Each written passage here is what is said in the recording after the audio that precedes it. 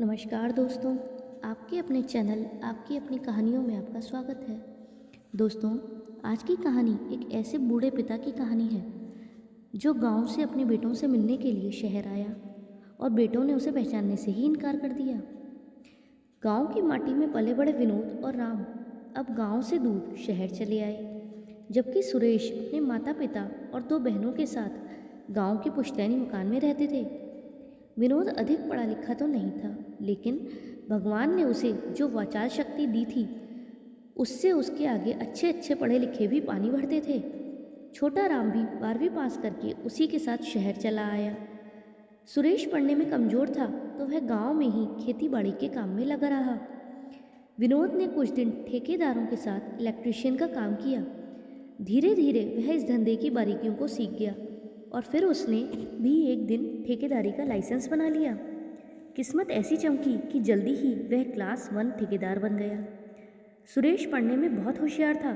उसने शहर आकर बच्चों को ट्यूशन पढ़ाने का काम शुरू कर दिया। उसका यह काम भी चल निकला। सर्वे ऑफ इंडिया के किसी बड़े अफसर के बच्चों को भी वह ट्यूशन पढ़ाता था, तो साहब से जान पहचान हो गई। तब पढ़े लिखे लोगों की कद्र होती थी, सरकारी नौकरी भी लग जाती थी। एक दिन साहब ने पूछा, सुरेश बेटा नौकरी करोगे? सुरेश की तो मानो मन की मुराद पूरी हो गई। उसने भी झटपट से हाँ कर दी। अगले ही दिन से वह सर्वे ऑफ इंडिया में लेखा लिपिक के पद पर काम करने लगा। विनोद को बिजली विभाग में दूर दराज के बड़े बड़े काम के ठेके भी मिलने लगे। उसकी पहुंच शहर के बड़े बड़े लोगों तक हो गई। एक छोटे से गांव से इतने बड़े शहर में इतनी जल्दी तरक्की पाकर विनोद के तो जैसे हाव भाव ही बदल गए। कभी कभार वह गांव में पिताजी के लिए भी थोड़े बहुत रुपए पैसे भेज देता था। राम की भी ट्यूशन के साथ साथ नौकरी लगने से आमद में इजाफा हो गया। दोनों लड़कों को अपने पैरों पर खड़ा देखकर विनोद के पिता ने बड़े बेटे के लिए शादी का रिश्ता ढूंढना शुरू कर दिया। एक जगह बात बन गई। जन्म कुंडली मिलाई गई तो पंडित जी बोले, सारे गुण मिल रहे हैं यजमान, बस अब तो चट मंगनी पट ब्याह कर दो लड़के का। विनोद की उम्र भी शादी के लिए उपयुक्त थी। फिर हीरालाल जी को 2 छोटे लड़कों और सबसे छोटी बिटिया की भी तो शादी की चिंता थी। इसीलिए उसने बेटे सुरेश से विनोद को चिट्ठी लिखवाकर उसके लिए रिश्ते की बात तय करने की सूचना भेज दी। विनोद तो अब शहर में रच बस गया था। उसे गांव की रिश्तेदारियां छोटी लगने लगी थीं। उसने अपने यार दोस्तों और साथी ठेकेदारों में अपनी छवि पैदाइशी अमीरों जैसी बताई हुई थी। इसीलिए पिता का पत्र पाकर वह इस बात पर नाराज हो गया कि बिना उसे बताए हुए आखिर उसके लिए रिश्ता ढूंढने की पिताजी की हिम्मत कैसे हो गई। लौटती डाक से ही उसने पिताजी को कड़े शब्दों में पत्र लिखकर भेजा कि उसे गांव से शादी बिल्कुल नहीं करनी है। भविष्य में उसे बिना पूछे इस तरह की गुस्ताखी हरगिज न करने की सख्त चेतावनी भी पत्र में लिखी हुई थी। 1 सप्ताह के बाद बेटे का पत्र मिला तो हीरालाल बहुत खुश हुए। अनपढ़ हीरालाल पत्र लेकर घर पहुंचे और उन्होंने सुरेश को पत्र पढ़ने के लिए कहा। विनोद की चिट्ठी मिलने की बात सुनकर माँ राधा देवी और बहन हेमा बहुत खुश हुईं। सुरेश ने चिट्ठी पढ़ना शुरू किया तो किसी को भी विनोद द्वारा चिट्ठी में लिखी गई बातों पर विश्वास ही नहीं हो रहा था। हीरालाल ने पत्र में लिखी बातों को सुनकर माथा पकड़ लिया। माँ ने सुरेश से चिट्ठी दोबारा पढ़ने के लिए कहा। उसे विश्वास था कि सुरेश से चिट्ठी पढ़ने में ही कोई गलती हो रही होगी, लेकिन दोबारा भी चिट्ठी में लिखे शब्दों का हूबहू उच्चारण सुनकर माँ फूट फूट कर रोने लगी। परिवार में किसी की समझ में नहीं आ रहा था कि आखिर विनोद को अचानक क्या हो गया है। क्या अब उसे अपने माँ बाप की इज्जत की कोई परवाह नहीं है? आखिर माँ का मन नहीं माना। उसने विनोद के पिता से कहा, क्यों जी, एक बात कहूँ? हीरालाल बोले, हाँ हाँ कहो। राधा बोली, तुम एक बार विनोद को मनाने उसके पास शहर क्यों नहीं चले जाते? हीरालाल बोले, हाँ सोच तो मैं भी यही रहा था, लेकिन जेब थोड़ी तंग है। अब तो विनोद से खर्चे की उम्मीद भी नहीं है। 2-4 दिन रुक कर देखता हूँ, क्या पता राम का ही मनी ऑर्डर आ जाए। यह सुनकर बेटी बोली, पिताजी मेरे पास कुछ पैसे रखे हैं, आप उनको लेकर बड़े भाई से मिलने शहर चले जाओ। बहन की बात सुनकर सुरेश बोला, चल पगली, शहर जाने के लिए पैसे नहीं रुपयों की ज़रूरत होती है। वह बोली, मेरे पास पूरे 200 रुपये गुल्लक में होंगे। पिताजी आप चाहो तो इस गुल्लक को तोड़कर देख लो। उसकी बात सुनकर माँ बाप की आंखों में आंसू आ गए। पिताजी बोले, रहने दे बेटी, उस मतलबी बेटे के लिए मुझे बेटी का कर्जदार नहीं बनना है। यह सुनकर माँ बोली, अरे बाद में वापस कर देना इसके पैसे, घर की ही तो बात है। ऐसी मुसीबत में दिमाग में ऐसी बात नहीं सोचनी चाहिए। मेरे पास भी कुछ रुपए रखे हैं, मेरी मानो तो कल सुबह ही गाड़ी से निकल जाओ। हीरालाल बोले, तुम लोग नहीं मानते हो तो ठीक है, मैं कल सुबह ही शहर चला जाता हूँ, लेकिन कल शनिवार है।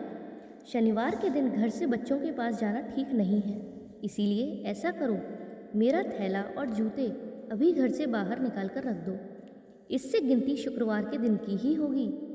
सलोनी ने झटपट से हीरालाल के जरूरी कपड़े और सामान एक थैले में डाला।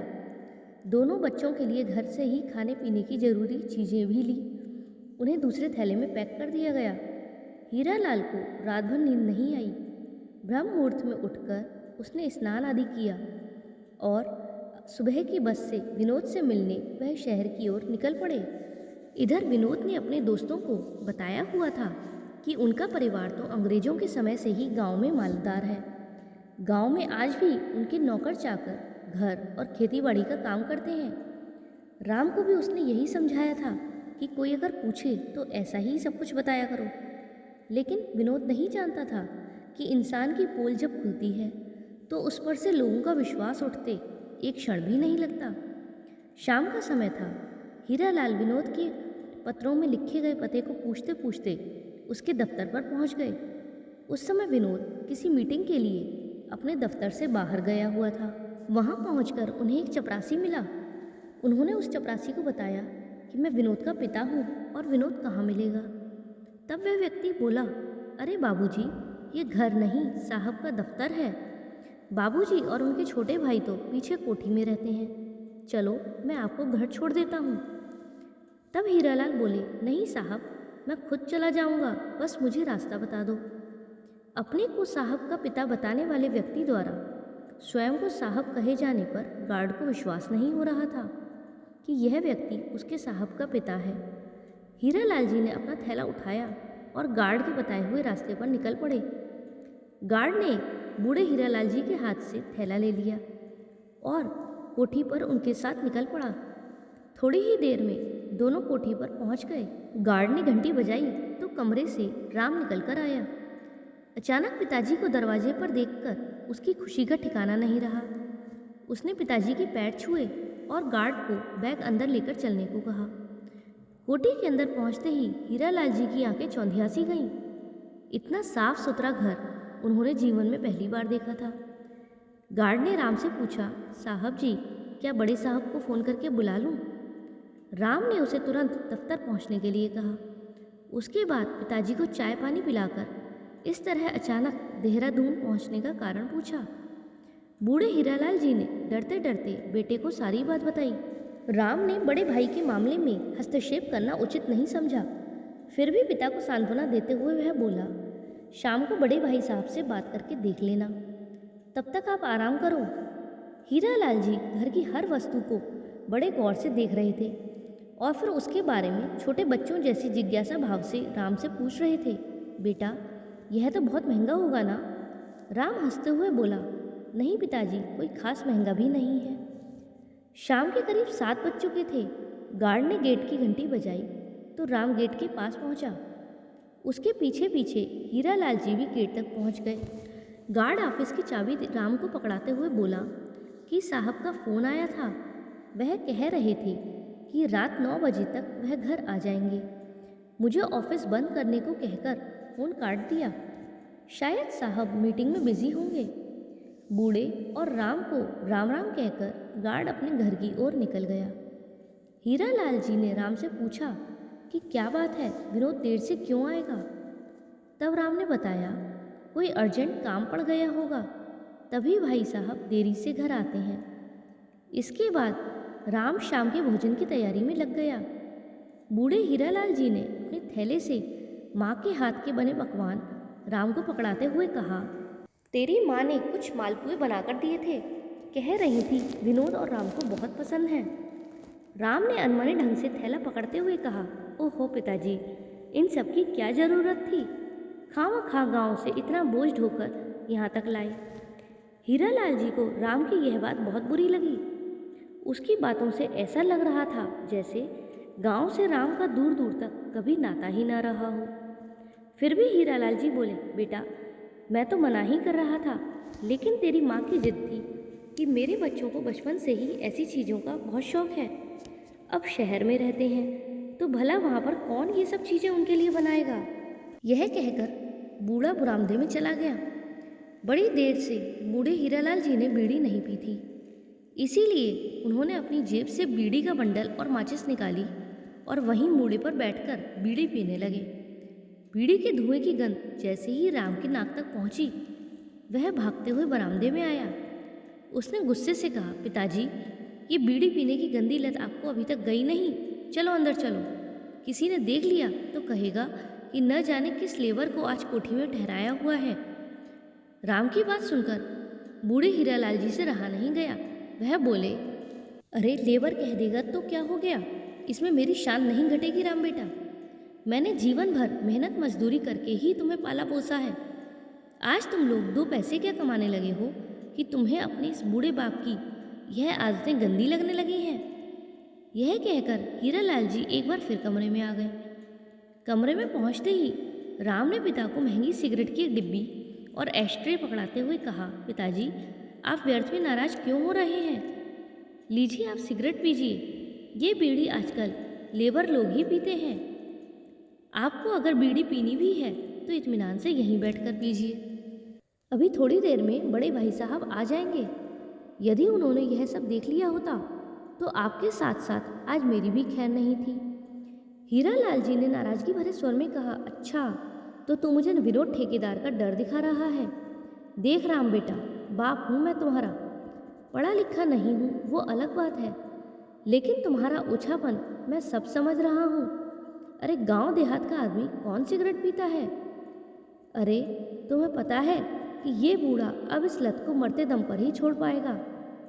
फिर भी वही रोक टोक, इससे तो अच्छा है कि अपना गांव ही है, मैं वहीं चला जाऊं।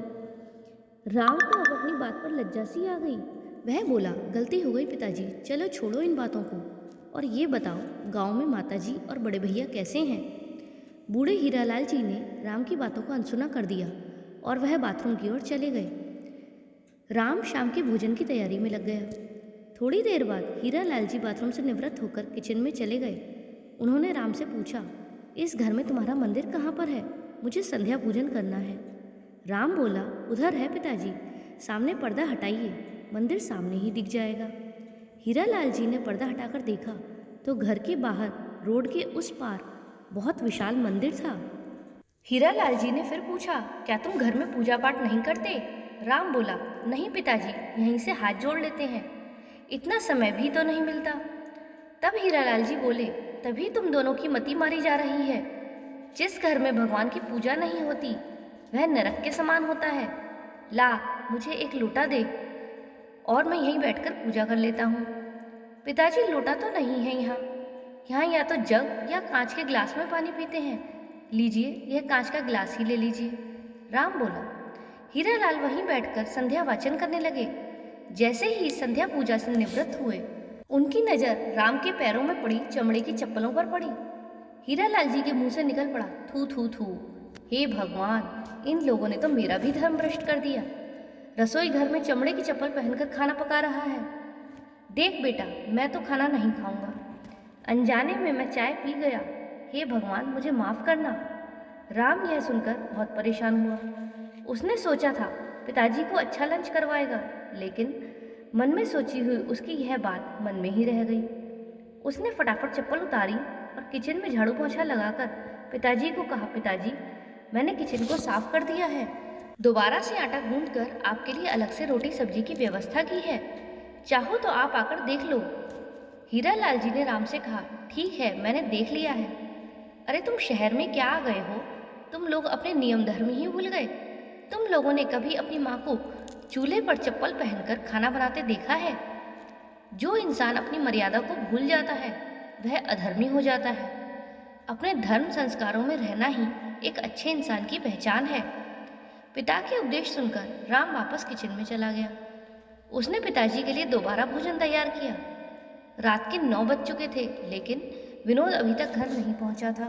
तो पिता ने किचन में जाकर राम से पूछा, ये विनोद अभी तक नहीं आया। क्या यह रोज इतनी देर से घर आता है? राम ने बताया कि भाई साहब तो कभी कभी रात के 2 बजे तक घर पहुंचते हैं और कभी ज्यादा हो जाती है तो ऑफिस में भी रुक जाते हैं। हीरालाल ने कहा, अच्छा तो उसने दारू पीनी भी शुरू कर दी है। राम अब सतर्क हो चुका था, इसीलिए उसने पिताजी की बात का जवाब न देकर उनसे पूछा, आप सुबह से भूखे प्यासे हैं, इसीलिए आप खाना खा लो। खाना परोसने से पहले उसने पिताजी से पूछा, आपके लिए खाना टेबल पर परोस दूं या बिस्तर में बैठकर ही खा लेंगे? पिता ने जवाब दिया, सोचा था बहुत दिनों के बाद बेटों से मुलाकात हो रही है, बैठकर एक साथ भोजन करेंगे, लेकिन उसे तो अपने बाप से मिलने की भी फुर्सत नहीं है। ऐसा कर, मेरे लिए यहीं रसोई में एक चटाई बिछा दे, मैं यहीं बैठकर गर्मा गर्म 2 फुलके खा लूँगा। राम ने कहा, ठीक है। ऐसा कहकर तुरंत वह पिताजी के लिए चटाई बिछाने लग गया और अपने हाथों से पिताजी को गर्मा गर्म भोजन परोसा। खाना खाते खाते हीरालाल जी बोले, खाना तो अब बहुत अच्छा बना लेते हो तुम, घर से दूर रहकर, चलो ये तो तुमने सही सीखा। राम बोला, हाँ काम चलाने लायक तो बना ही लेता हूँ पिताजी। भोजन करने के बाद हीरालाल जी ने बैठक में जाकर एक बीड़ी सुलगाई और बीड़ी पीकर फिर बरामदे में टहलने लगे। इसी बीच विनोद का फोन आया कि उसे आज मीटिंग में देर हो जाएगी, इसीलिए वह भोजन कर ले। राम ने विनोद को पिताजी के आने की सूचना दी तो विनोद ने गुस्से में फोन ही काट दिया। राम ने 10 बजे तक विनोद का इंतजार किया, फिर उसके बाद उसने विनोद का टिफिन पैक करके रख दिया और खुद भी भोजन करने लगा। हीरालाल जी ने राम से पूछा, विनोद अभी तक क्यों नहीं आया? क्या वह रात भर काम ही करता रहेगा? राम बोला, शायद आज कुछ ज्यादा ही काम होगा भाई साहब को। हीरालाल जी ने एक लंबी सी सांस लेते हुए कहा, चलो ठीक है बेटा, आज तक सुना ही था कि बाप बड़ा ना भैया, सबसे बड़ा रुपया, और आज देख भी लिया। तू खाना खा, और हाँ मैं सोने जा रहा हूँ, आज वैसे भी सोने में देर हो चुकी है। गांव में तो 8 बजे तक खाना खाकर इस समय में 4 नींद सो चुका होता। राम ने पिताजी का बिस्तर तैयार कर दिया। हीरालाल जी सुबह से थके हुए थे, इसीलिए उन्हें जल्दी ही नींद आ गई। राम ने भोजन करने के बाद घर का काम समेटा और फिर वह भोजन का टिफिन लेकर विनोद के दफ्तर की ओर जाने लगा। जैसे ही उसने बाहर जाने के लिए घर का गेट खोला, हीरालाल जी की आंख खुल गई। वह बोले, कहाँ जा रहे हो राम? क्या विनोद आ गया? राम बोला, जी नहीं पिताजी, भाई साहब का फोन आया था, शायद उन्हें देर हो जाएगी दफ्तर में, इसीलिए उनका खाना वहीं पहुंचा कर आता हूँ। आप आराम करो, मैं 10 मिनट में आया।